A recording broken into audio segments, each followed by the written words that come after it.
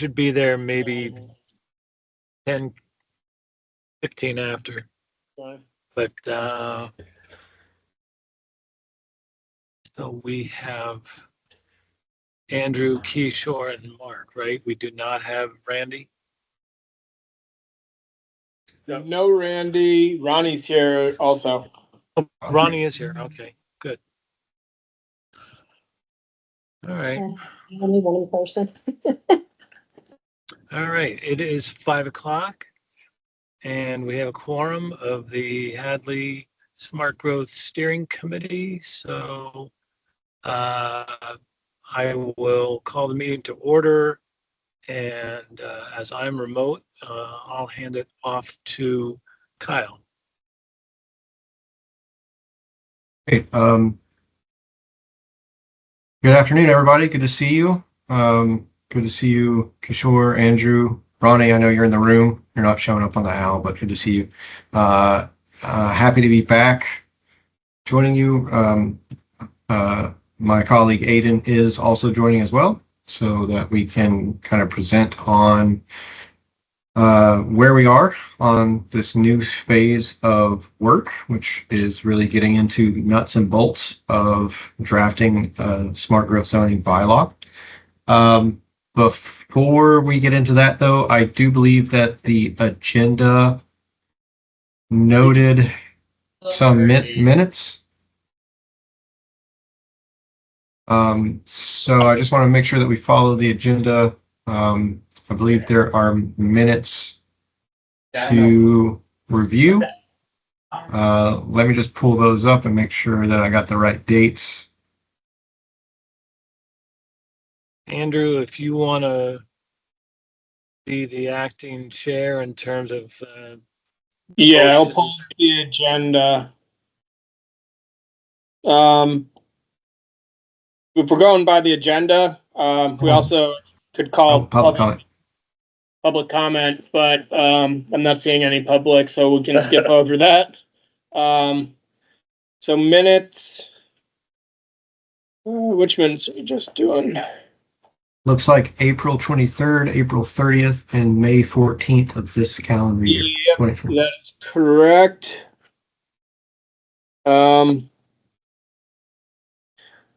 Everyone, No, I had no comments. anyone comments on those? Nope. Motion to approve April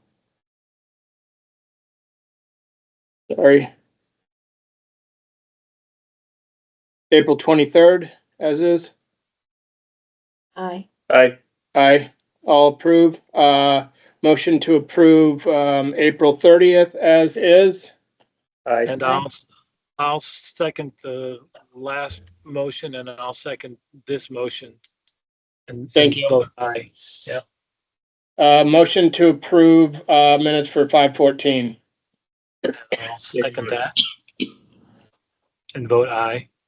Aye. Aye. Aye. All approved. We are cruising through our. Now we're going to presentation on adopted 40R bylaws with examples. Great. All right, now we're ready to jump in. Kyle, you got it. You're ahead of me. I've got it shared. Do you have the document as well that we're going to be taking some notes in? I do not have that pulled up, Okay. but I will switch gears if you want. Want to take So the that presentation? either way is fine. I can Right. also just take notes in a Word document and then we can move it into the other document later. Yeah, can you do that? Yeah. Aiden, thank you. Sorry for our little coordination there, everybody. But today we do want to start looking at examples of 40R approved and adopted smart growth zoning bylaws. We've conducted successfully, I think, quite a bit of community engagement. Congratulations to you all and to the community. I apologize I wasn't able to participate, but I've heard great things and reviewed the summary documents from the May meetings and the most recent steering committee meetings. So today we are going to look at, quickly reintroduce ourselves to the template from the Executive Office of Housing and Livable Communities, which is kind of the starting point for all of our work. And then we're going to have some guiding questions along with some data from the community engagement, both the community survey from calendar year 24 and the most recent public forums and events back in May. And then we'll also have some examples of adopted bylaw language from neighboring communities in the Pioneer Valley that have successfully adopted 40R smart growth zoning. Those being South Hadley, Northampton, and East Hampton.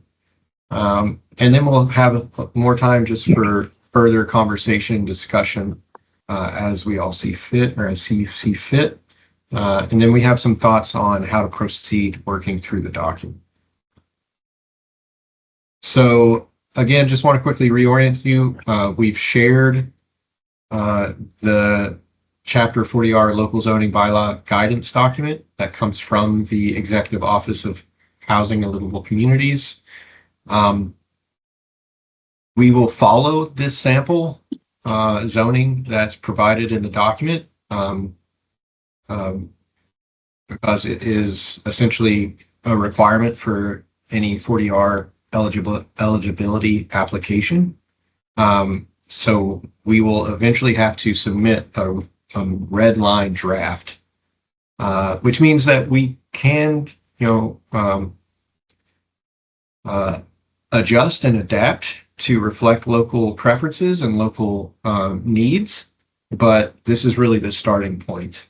The document does note that, generally speaking, the closer the local bylaw is to the model that is provided, the quicker the review from EOHLC can be conducted and completed. So just keeping in that in mind, this is the starting point. We kind of have to start here if we're pursuing 40R. Can you explain once we have our proposed bylaws, then we submit them, and once they're approved, then we start looking for developers or land or what? Yeah, so there's kind of a back and forth with EOHLC. So we will provide them with an application packet that includes maps of the areas, includes the draft zoning bylaw language, and we will also have to show that we've had a public hearing on the regulations. So they will follow up with an official determination of eligibility. And once the town can show HLC that the bylaw has been adopted by the town and is on the books, that's when they will determine that the town is now participating in the program, and they will release the incentive, that one-time incentive payment. And then it's really up to developers, the market, to determine if projects kind of get off the ground. Okay. There is the annual reporting requirement to the 40R program at HLC, and it's during those annual reports that the town can share the number of building permits granted for 40R smart growth zoning projects. And that's how HLC determines how to award the bonus payments per dwelling, which currently is $3,000 per dwelling. So that's kind of how that works. So Kyle, This quick question. I think we've answered this before. So it says it's governed solely by smart growth zoning bylaws, but we have the right to make certain adjustments to it Absolutely. regarding appearances and number of structures and all that, correct?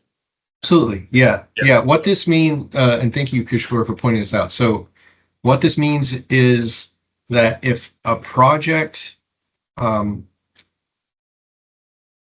so what this means is that essentially all the parameters for any project that wants to be a part of a smart growth zoning, all of those parameters, provisions, details need to be self-contained within the bylaw itself. So where your typical zoning bylaw may have cross references to other sections, say, a project in a water supply protection district might have a cross reference to an earlier provision. For the smart growth zoning to be 40R eligible, all the details have to be included. That also includes definitions. So if there are unique definitions that really only apply to smart growth zoning projects, those have to be within the text that we're going to be working on. Included in all this, there are opportunities to work on, for example, in section 13, design standards, right? So we can have general design standards that all projects would meet. And then we can even decide based on how we want to differentiate one district versus the other, what the differences are. And just want to clarify and confirm, I'm pretty sure, but just for the sake of efficiencies, my takeaway reading summaries and reports from previous meetings while I was away, it looks like you all, the steering committee, is interested in creating kind of two districts. An area that's close to the Hampshire Mall property, the western part of town, and then something that's more towards kind of what is considered the village center of Hadley. That's correct? Yep. Yeah, okay. And will the 40R, are we allowed to limit the number of permits we could give out? That's a great question. I don't believe you can, because I know that there are provisions in there that a 40R smart growth zoning would not qualify for any development memorandum. So I know at one point the town had some provisions about rate of development in town. And to my understanding, 40R smart growth zoning can't have those types of limitations. Okay, so we can't put a cap on it saying, let's say 300 units or 500 units or 250 units. We can't do anything like that. You could, I mean, by nature of creating kind of either maximums or minimums of density, you can create that kind of a cap, but you can't say that, someone couldn't come in, a developer have, purchase the entire district and build it out within those, right? Yeah. The likelihood of that happening, it's one of those wild hypotheticals, but just to say that you can only really create a maximum in terms of how much can be developed just by building that kind of maximum minimum densities. Just to play devil's advocate, which I like to do, if I were a citizen of Hadley against this, I would ask if at some point in the future the town decided this was not in our benefit after we've had some projects built and all that, and we change our bylaws to eliminate it, we would then have to pay back the state for any incentives. Is that right? To my understanding, the state has never had this scenario play out, Yeah, based on my conversation with planners at Housing and Livable Communities, that would likely be their course of action. Is Yeah. that and I know that they've discussed this with communities that have adopted 40R zoning 10, 15, nearly 20 years ago now, Yeah. with zero development. yeah, You know, they got a lump sum payment and nothing has come about. There's conversations within HLC about asking for those incentive payments back. Okay. There's also a conversation this year, I believe they're reviewing revisions and they're also reviewing the incentive payment structure. I don't know what that means more than that. Some kind of assumption there is that hopefully those incentive values are going up in terms of dollar amounts, because they were formulated, almost 20 years ago now. So in terms of the document, the structure, the provisions that are required, there are at least 14 in this section A, general regulations that apply to all smart growth zonings. We can create a section B that teases out specific characteristics and provisions for the different districts. Or we can just add individual kind of A15 for District 1, A16 for District 2. I've seen it done a few different ways. But today, what we want to focus on, and based on our experience with other communities as they've worked on this type of task, we really want to focus on getting a clear sense of the permitted uses, generally speaking, for our smart growth zoning overlays, and then maybe trying to discuss how and if there are differences between the districts in terms of what is permitted. So really looking at section A4 and B2 of the guiding document. And we're going to start off by showing kind of the draft language that we've got started, along with some data points from our community engagement to prime the conversation. And then we're going to look at examples from our neighboring communities to see how they've done it. Aiden, do you want to take over? Sure, happily. Yeah. So this section is, I think, intended to really prompt some discussion, perhaps at the end, but it might make sense to just have those discussions as we walk through these questions as well, if that feels like the best approach. So as Kyle mentioned, on the right here, we have, this is the bylaw language, the template language, but what's in red there is just some draft inclusions that we've created just to present to you, to spark some discussion, to see your thoughts on those inclusions. And also we have at the bottom here of the template language highlighted a note that shows that there is a distinction between the general permitted uses, which is what this section is focused on, and then there's an opportunity in section B of the template to kind of parse out any specific uses that you'd like to see along different sub-districts within the smart growth district. So basically that's just to say, you have these two in mind and they might have different uses, and you can really clarify what those uses are, the distinctions between them in section B, those sub-districts. But having said that, this general section would be related to both of those districts. And Kyle brought us up to the next slide here, which just shows the same slide, but it shows some data from the survey that was done. And it shows, so there was a prioritization of 3 missing middle housing types, live work units with almost 50% of responses in favor, cottage court with 44, or approximately 45% of responses in favor, and townhouses was 37% in favor.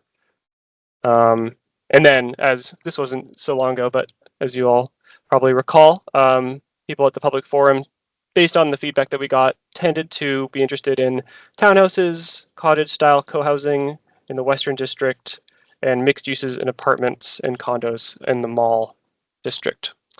So I'll just leave it there for some discussion, or Kyle, if you want to jump in.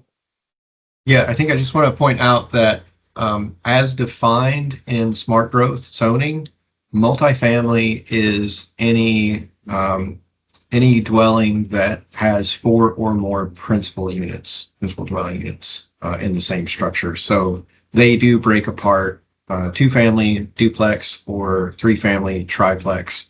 And one data point that I didn't include here, but reviewing the survey responses from 2024, the stacked triplex, or very traditional type of multifamily that we find in New England. I happen to rent this second floor of a stacked triplex. That was the least popular housing type according to residents that participated in the survey.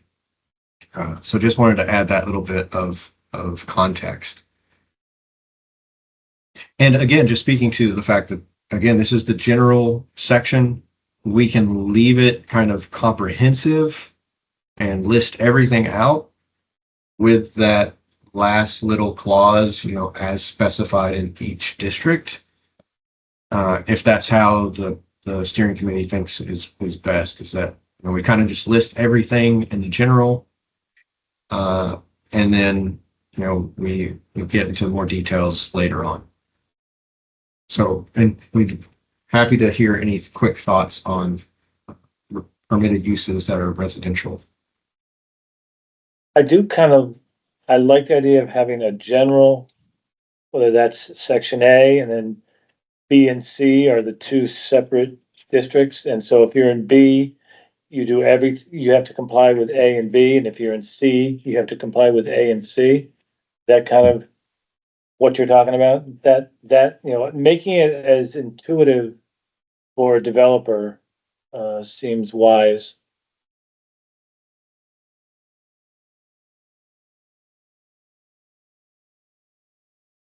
This reminds me of when I was driving and you all froze. Oh, no. All right, so I hear that, Mark. It sounds like you're kind of in agreement of this approach, and I think you summarized it really well. As a developer, you would come in, you say, I want to do smart growth zoning. I want to know what uses I can explore developing. I know that it's going to be A, and I want to do this over at the mall, so it's going to be AC, for example. Or I'm going to be at Village Center, it's going to be AB. Do we want to, just for clarity and simplicity in our process, refer to them as Zone East and Zone West, and then we can give them a more characteristic name later? I think that's good. Because that just keeps us, East would be in the mall area and West would be more towards the town center. Yeah. Which would be more neighborhood scale, and that's my understanding. And the East would be more commercial, and that would allow the higher density and the higher development. So that I think there was talk about maybe 4 or 5 floors. Mm-hmm. Yeah, so we just call it Smart Growth East and maybe Smart Growth Center. Yeah. That's fine. We can do that moving forward. I thought we were only settled on 3 floors. Well, it could be. Yeah, I think it's still. Yeah. We do plan to circle back to that topic. Don't worry, everybody. We haven't forgotten. So right now, I think it's going to be 3 floors because I don't think we have a general height restriction in Hadley for buildings. We were going to check with the fire department too. Right. Yeah, I think the assumption is that 3 is the max. Yeah. How tall is is that the Chinese immersion school? But that's because they are a school. That's the reason why they're more than 3 floors. Because it's only daytime use? Is that, so that, I think it's some, I don't know if it's some zoning rule or. Oh, some- maybe they used Yeah. the, what is it, the Davis Amendment or something like, there's some amendment that lets education have certain privileges. Yeah, I believe that's probably the case.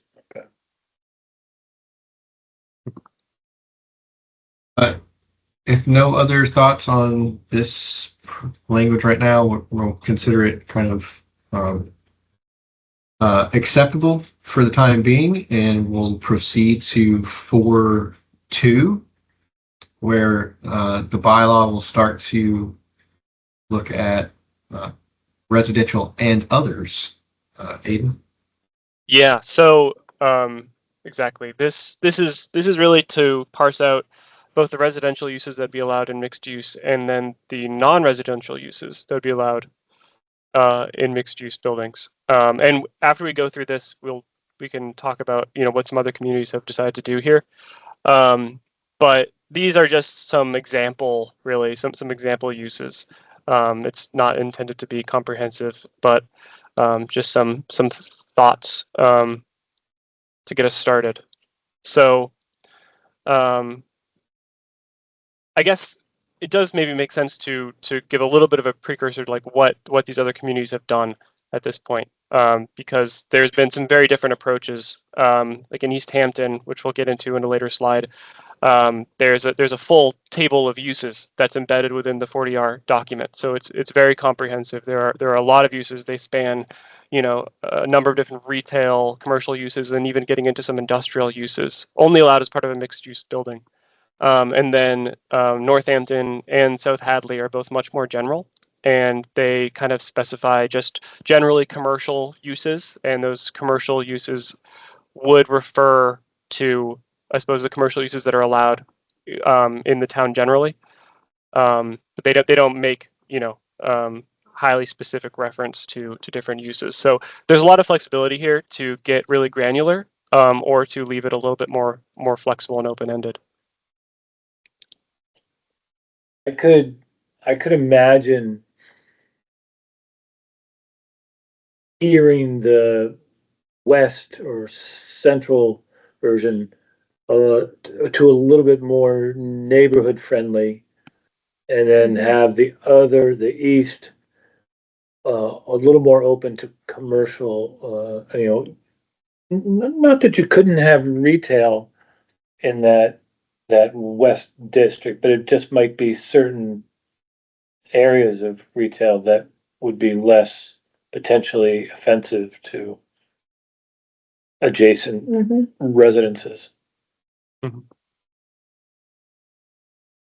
Just thinking out loud. So I just wanted to clarify and would open it up to the committee.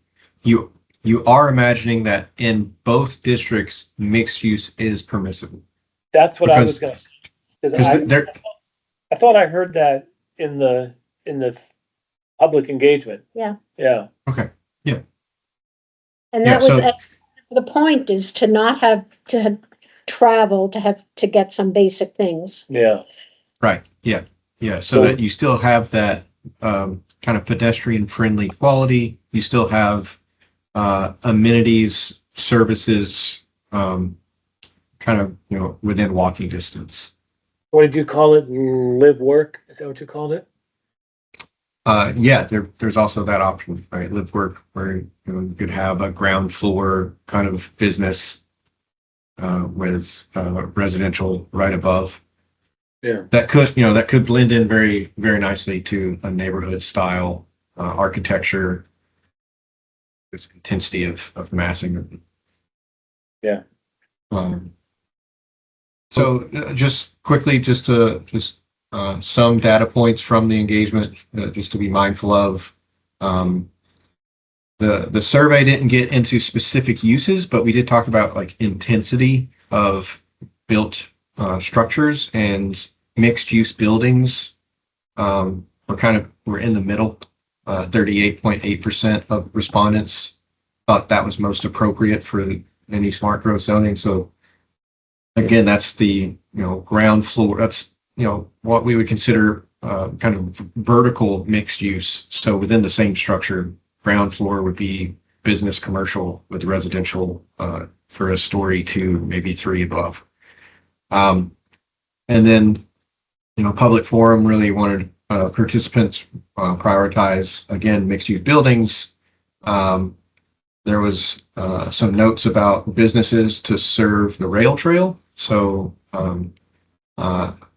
not having been part of the conversation, I didn't know if that was just necessarily in proximity to the rail trail and rail trail access points, or if that's specific to, bike shops or the like. But there's also conversation about satellite businesses, university connections. I didn't quite understand that, not having been there, so would love to hear what people are thinking. Health clinics, and then generally cafes, restaurants, convenience stores, a very standard mixed use that folks may recognize in New England, but just not think of in this term is the village general store, where you have kind of your standard perishables and kind of household goods, and then there might be a store, a floor above it that has an apartment or a private residence. Yeah, I think there's a affinity in town for example, if you're on the rail trail, you can pull in to the back of the Whole Foods Mall and hit all those shops and park your bike. Okay. And right just west of there used to be a pull off of the bike. You could go into, used to be the hot dog hamburger place. Pete's. Pete's. That's part of the nursery now. Yeah. Yeah. And that was popular, people would come off the bike trail. Yeah, kind of like, I don't know if you're familiar with Quarters. Yeah. Well, that's right on the bike trail. It's right on the bike trail, but I think they're thinking things like that, not necessarily like a bike shop per se, but somewhere where, they could park their car. If they're going up and down the rail trail, there's a commercial spot they could stop at, a cafe or a restaurant or bar or shop, or vice versa. If they're living in a smart zone structure that has commercial on the bottom, they live on top and it's right next to the bike path. That's something else I think that they would like to see, that they could just get out and go on the bike path, or, if there's parking, get out and drive out, but they're shopping right there and living above it. Yeah. Thank you for that clarification. I think there's one piece of text that I would want to point everybody's attention to, just to spur conversation. Under bullet C, parking accessory to any of the above permitted uses, there is inclusion there of structured parking, i.e. or e.g. parking garages. The steering committee want to kind of let that sit and get a sense of what people are thinking, or is that something to just exclude outright? I don't foresee that ever coming to fruition in Hadley. I mean, parking garage. Yeah, I was just in a meeting for UMass today at noon, and Parking Services was saying they would love to have another parking garage, but they were talking that the cost of them to get a 500 or 1,000 parking, something is like $25 million. So I don't see that ever.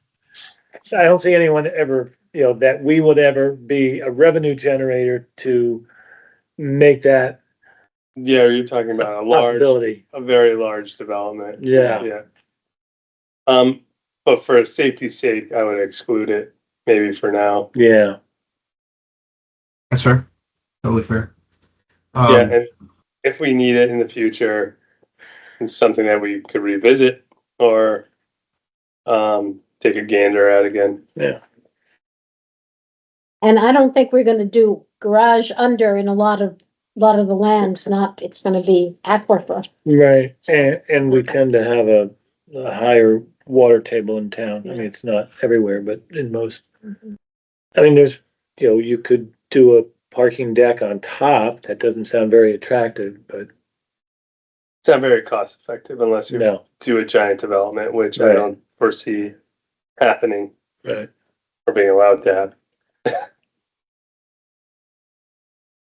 Okay. So it sounds like removing structured parking and garage under and leaving just surface parking, or perhaps not specifying.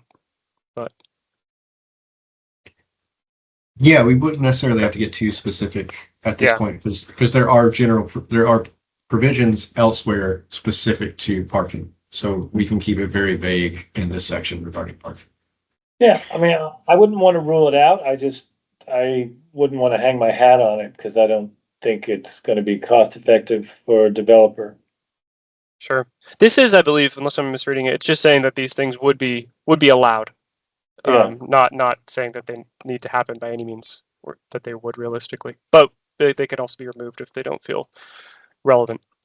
Okay. Okay. So moving on. This is the section which doesn't have any red text in it yet, but it's just really, is there interest in having non-residential uses allowed by right in the 40R district? And if so, what might they be? But these would be commercial uses, business uses, really, potentially any non-residential use that does not have a residential component, is not part of a mixed use structure. And I think it's important just to remember that this will be sitting on top of an existing business district, which allows for commercial uses without a residential component. So should we, sorry. Go ahead. No. Go ahead, please.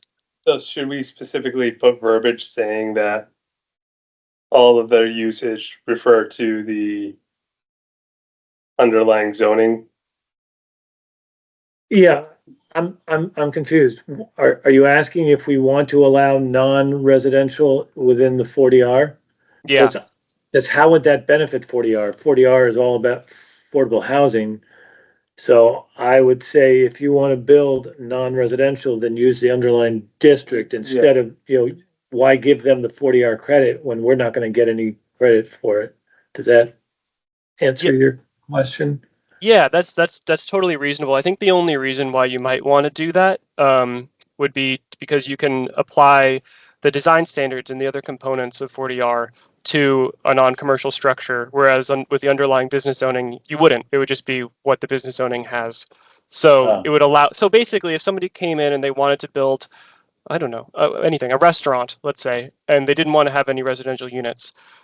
If you don't allow them to build a restaurant under the 40R district, they default to the business district. So they can only build the restaurant to those design standards. But if you allow them to build it under the 40R standards, then you can kind of potentially at least have an argument for, asking them to abide by certain design standards that the town might think are more appealing. So that would be the one reason to think about it. And that might be appealing to a developer who, say, couldn't find the space to meet parking requirements, right? Right. For the business itself, but it still wants to be in the smart growth, still could meet a design standard that allowed for like shared parking or a reduced number, if that's what you've determined. So yeah, it just kind of opens up the possibility of a development that doesn't have residential. My gut feeling is against that, is that could be used against us to get around the underlying district requirements, because when they apply for 40R, they only have to comply with 40R. And that could get them out of some of the things that the town has put in over generations to protect the. And so I think that's not something that I would be inclined to, and I think it might also go against us that if we get a bunch of developers doing non-residential and taking up prime opportunities, taking up prime real estate that we were hoping would get residential, it could work against us. Yeah, I agree with Mark. The spirit of for us, the spirit of 40R is for affordable housing and Yeah. denser housing. We don't want to circumvent what's already there unless it's for those items that we are planning or we're aiming to get. But that's just my opinion. Andrew, No, I agree with you on that. Yeah, because I just feel like it could bite us. It could become a loophole. It could become a loophole. And the other thing is that if we do want to, if the planning board does want to adopt certain things from 40R, then they just alter or we propose changes to the current Right. bylaw I mean, to Aiden's point, zoning. So. I'm I was the newest member on the planning board until recently, and I made some comment. I'm like, don't we have any control over the appearance of this? I don't know. I think it was Dave's Chicken or something. Mhm. And Bill said, really, in the business district, just about anything goes. We're a lot looser. But there might be other things that are required there. So, so I could see how this would benefit, that you could get things to look more favorable and less like they dropped out of a spaceship into Hadley. But on the other hand, I think it could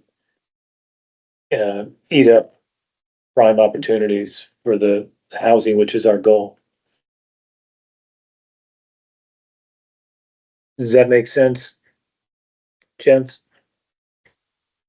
I think I think it does. It definitely makes sense. I guess the only thing that I would note, not as pushback, but just that if the space might be taken up in either case, because the theoretical business that wants to move in there, they might move in under business district standards if they can't do 40R standards, but that'll still take up space that could otherwise be used for 40R. So, but that's just something to note, Right. and it might even be more acreage, but depending on the requirements of the business district. I'm not actually sure off the top of my head what those minimums would look like, but so that's just something to mention. But that's not intended as pushback. I think it's what you're saying makes sense.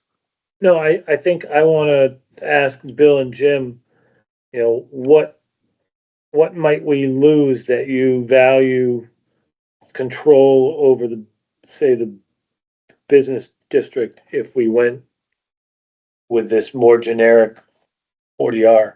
So, and if they say, no, that's fine, then, I think I'm going to ask them, with their 30 years of enforcement experience, to speak up on that. That should help inform our decisions. That's great. Sounds good. So it sounds like we're ready to perhaps see how other communities have approached some of these topics. So first up, East Hampton. Yeah. So as I mentioned, East Hampton, I wanted to initially include the full table, but it just wasn't going to fit on the slide because it's pretty large. But if you take a look at the East Hampton 40R district bylaw for the downtown mixed use and traditional neighborhood village, you can see the map there. You'll see that there's a few things here. All projects have to have a residential component, which kind of aligns with what you were saying about requiring that. So mixed use or residential, but not allowing non-residential projects on their own under the 40R bylaw. As I said, there's a distinct table of uses specific to different to the 40R districts, and all uses that are not included in that table are prohibited under the district standards. And there's a really broad range of uses that are allowed. So, like I said, I didn't want to include all of them because there's quite a few, but it includes a broad range of retail and service-oriented uses, and also some wholesale, transportation, and even industrial uses along the lines of like light scale manufacturing, things like that. I think it's maybe also relevant to note that there's also mills right in this area. Familiar with downtown East Hampton, so that could help to explain the inclusion of industrial uses. But this is one approach. This is an approach that is really quite comprehensive and quite specific. What would be an example of a wholesale business? Carl, do you have a good example at the top of your head? I'm trying to think. That'd be like if I was making tortillas, but not making tacos. So Right. Yeah. Exactly. Or I would think it'd be something like a catering supply company. Like there have been, there are companies that, gather all of those materials that, a catering provider would need to buy in bulk. And they're kind of the middleman in terms of, selling those products. Yeah. I don't see the benefit of having a wholesale business there. It doesn't benefit the residents for sure. unless it's a work live, that If they work you there. that you're an employee and then you can Mhm. live above Okay. it. And if it's producing revenue for the town, But that will be popular. But just going back to a slide or two ago, I mean, the areas we're talking about are, well, one of them's already zoned commercial, which I think, I mean, it would allow this anyways. Yeah. So I don't think it's really a problem for us. It's not zoned industrial, but Yeah, I think the question, perhaps, as you reflect on some of the examples that we're sharing, and we'll package up the individual communities' bylaws into one kind of reference packet, so you can at your leisure review those and really see the text. But one thing to consider is, particularly in the example of a Eastern Smart Growth District, if there is a desire to include some perhaps light industrial that the base zoning wouldn't allow for, because that industrial district, that industrial zone is strictly north of Route 9. And if you wanted to draw a district that was both north of and kind of south of the Route 9 corridor, or strictly south of, we want to start thinking about, there may be uses that base zoning doesn't actually include. So we just wanted to just point out that, East Hampton, partly because of its history and the fact that there are a lot of historic mill industrial properties included in the district, they wanted to have, it seems that they were thoughtful enough to include a wider variety of uses. But like Kishore and Andrew, Mark, everybody's kind of in agreement that the spirit of 40R is housing and affordable housing development. So the East Hampton has required that all projects have some number of residential use. Right. Yeah, and that's the distinction really between, allowing it in the business district, the underlying district, and allowing it as a mixed use project, is that you'd have these, whatever you decide to do. I don't know if industrial sounds appealing, but let's say light manufacturing, just to pick a random one. And then you'd also be able to you'd be required, in fact, under the East Hampton model, to have some residential units as well. So it would require that kind of mixture of uses. Okay. So Hey, yeah, move. I'm just gonna go back to what we were talking, a previous issue, maybe 5 minutes ago. We were talking about why the planning board might not want to open up the 40R to non-residential. One of the loopholes I just thought of, which is a hot topic I've been trying to address, is our parking requirements. So if we're gonna have different parking requirements in 40R, the rest of the town says 2 for 1. So that you have to provide twice the square foot of parking as you have building. So that would be a loophole that a developer would say, oh, well, if I build this in the 40R, then I don't have to put in all that parking, or if I can't put in all that parking, I don't have to do the transfer of development rights.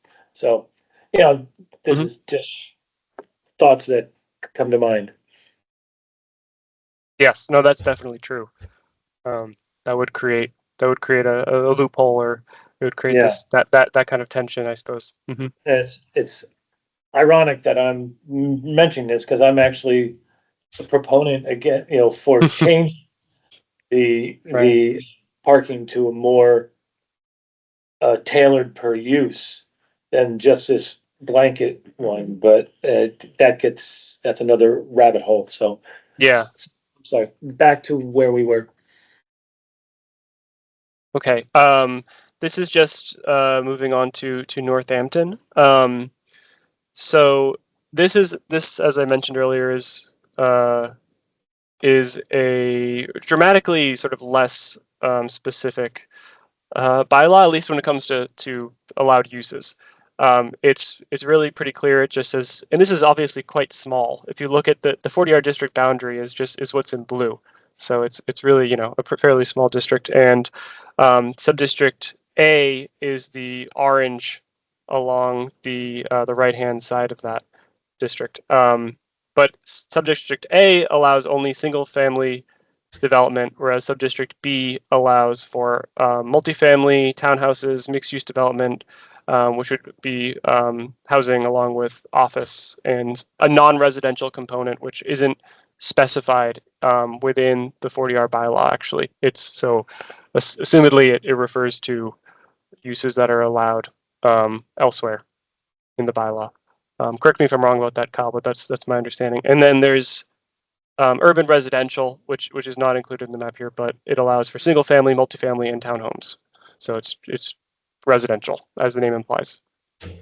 So much simpler. So their 40R is what, Hospital Hill? Yeah, you're And right, Mark. And then didn't they add a little pocket one off of like Day Ave?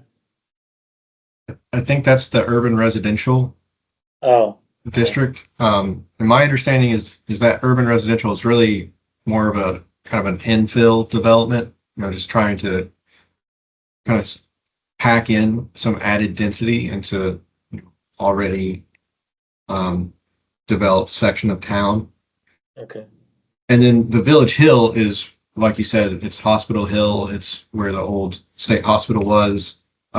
This map is not accurate to the way it's actually built. Most of that development is built out at this point. And yeah, you can go up there and see that, there's a lot of residential.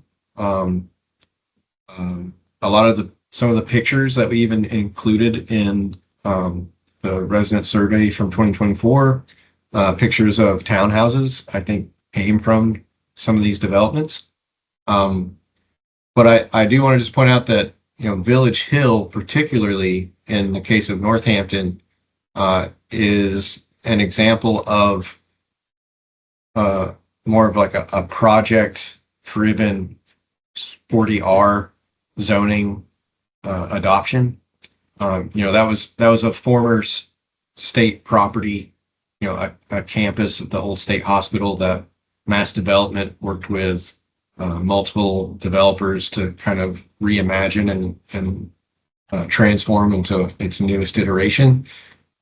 And that's common amongst a lot of 40R districts and communities that have adopted 40R zoning. Ludlow, for example, has the Old Mill District, Ludlow Mills. That's another, large industrial campus that's kind of published by many.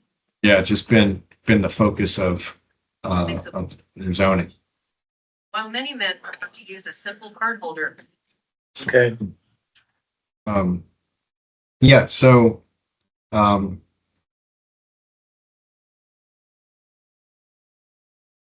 on to our last example. Yeah, I see that the on my version, it shows South Hadley as the title, but it says Northampton.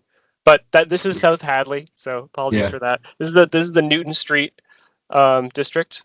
Apologies also that the map is a little less pretty than the other ones, but this was not available on the Massachusetts State website. The map that was used for that. So anyway, this is fairly similar in a lot of ways. It allows multifamily dwellings alone, and then also allows mixed use developments, which include as a component multifamily, single family, duplex or triplex, and then office, retail, restaurant, institutional, and consumer service. And again, it defaults to the comprehensive standard table of uses to really outline what those are in more detail. But it's just it's kind of it's very similar really to the Northampton model, just in the sense that it's quite flexible and broad, and does not have the specificity of the East Hampton approach.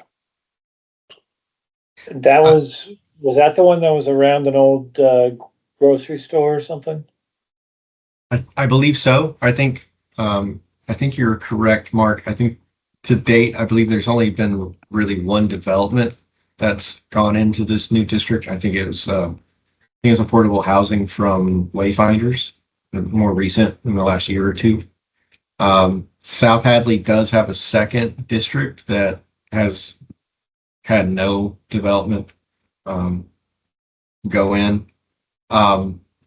And I do just want to point out institutional use.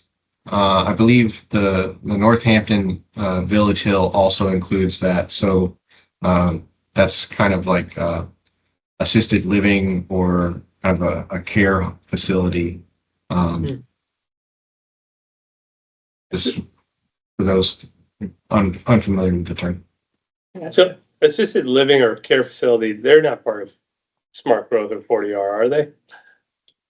Not Not in terms that I don't believe are they counted as part of dwelling though? I don't believe so, but they're allowed. No. That Right, yeah. they don't count in the way that other residential units count. Yeah. Right. Yeah.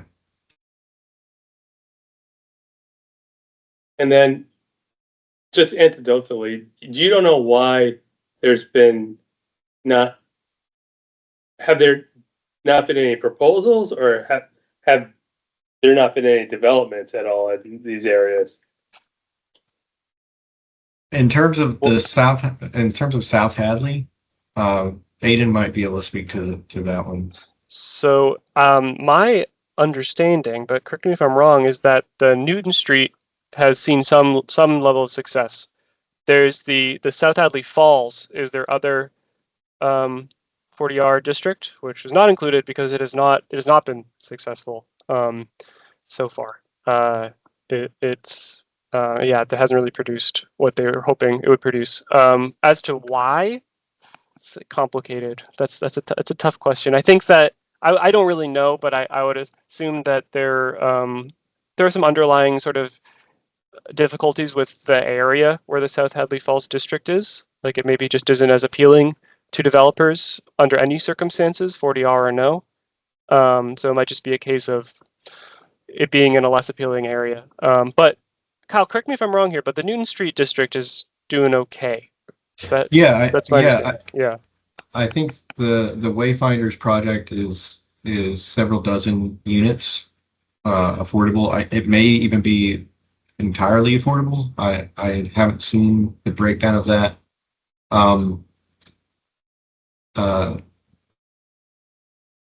So it's been more recent. I know that there was a lot of time between the adoption of the zoning and kind of the first big development project going in under smart growth.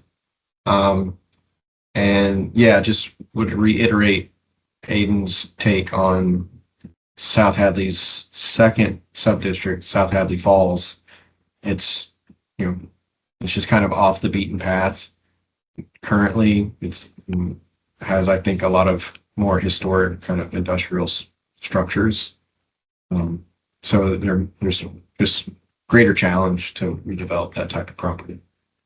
So to re-gentrify that, you might want to kickstart it with like a mixed use where you get some business that's gonna draw people there.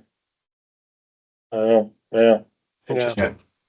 And that's where like you're getting towards, Mark. Some of these communities have really taken up 40R smart growth with a project in mind, right? Or a developer kind of coming in and saying, we could do this. We could even add density, not to current zoning, but if you were thinking about this type of project, zoning amendment, we could make this work. And unfortunately, it seems like a lot of communities with the most success in terms of building out new dwelling units have had this type of kind of project-driven smart growth zoning adoption. Yes, that is true. Not exclusively though. East Hampton is a local example of a very, but definitely, Kyle, you're right. I mean, from our discussions with staff at UHLC, that they've said that pretty openly.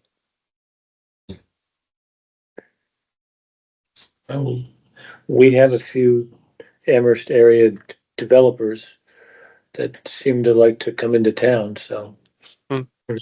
Yeah. So at this point, I think we welcome any other kind of conversation, especially if we want to talk more to what the steering committee understands is the difference between east and west subdistricts.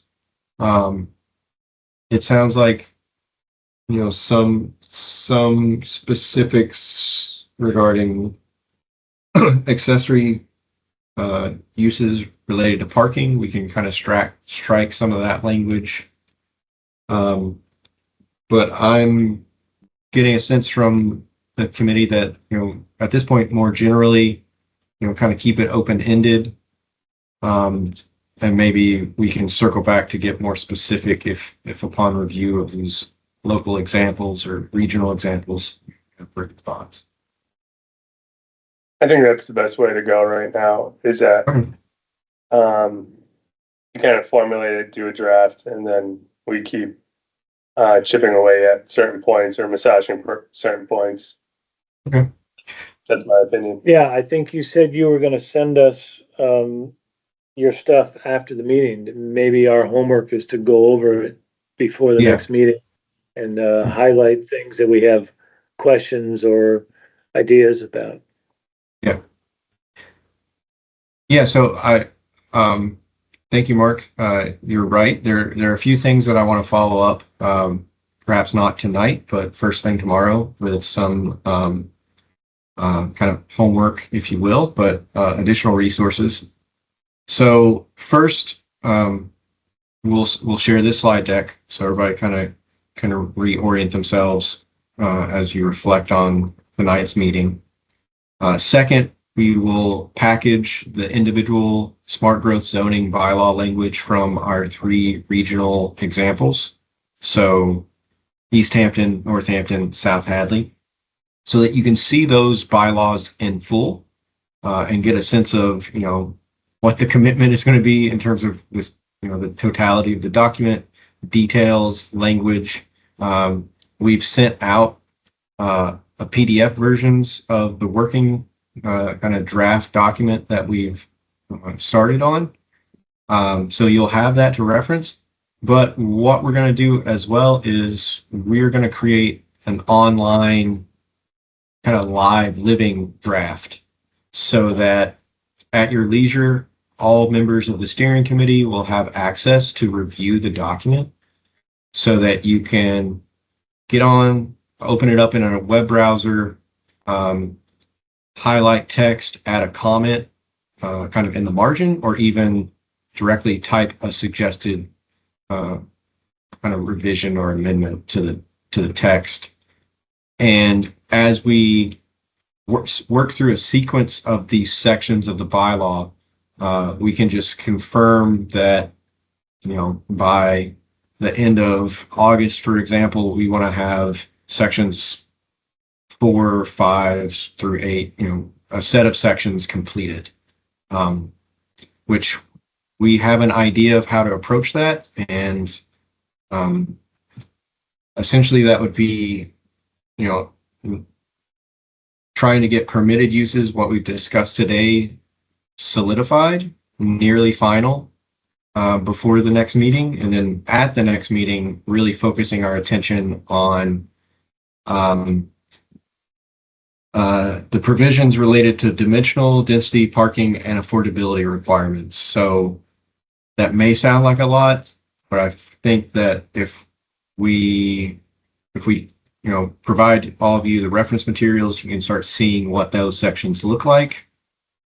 And of course, if we think it's too much, communicate that with Mark. We can set the agenda and reprioritize. But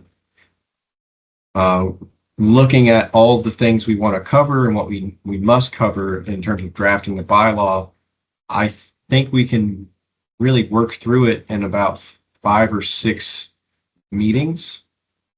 How frequently we meet, again, how quickly we complete all that work, I'll defer to the steering committee.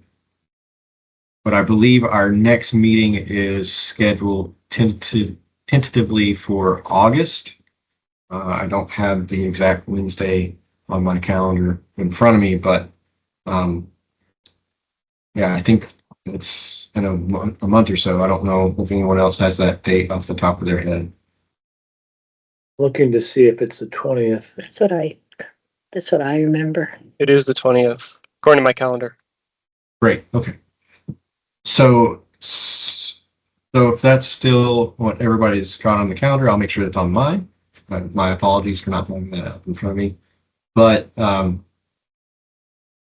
we'll look to definitely prioritize the dimensional density and parking conversation.